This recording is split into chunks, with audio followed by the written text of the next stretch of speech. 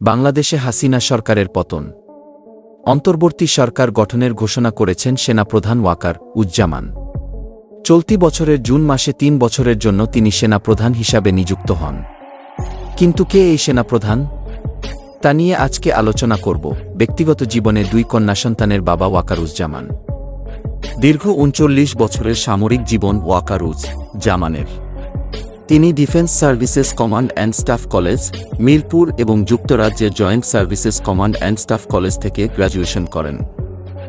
জাতীয় বিশ্ববিদ্যালয় থেকে মাস্টার্স অব ডিফেন্স স্টাডিজ এবং যুক্তরাজ্যের King's College, university of London থেকে masters of arts in defence studies নিয়ে পড়াশোনা করেন।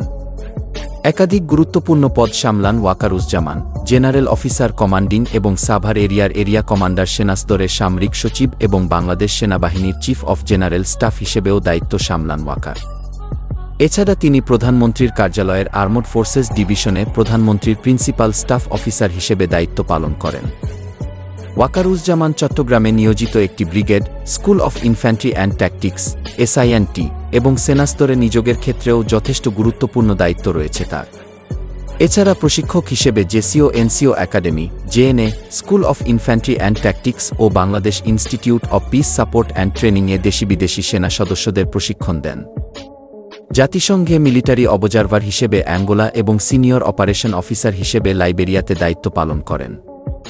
ওয়াকারুজ্জামান ২০১৪ সাল থেকে টানা ৩ বছর অত্যন্ত সফলভাবে বিজয় দিবস প্যারেডের প্যারেড কমান্ডারের দায়িত্ব পালন করেন।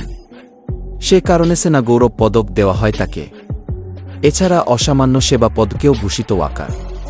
সোমবার সাংবাদিক বৈঠক করে অন্তর্বর্তী সরকার গঠনের বার্তা দেন তিনি। সব হত্যার বিচারের আশ্বাসও দিয়েছেন সেনাপ্রধান।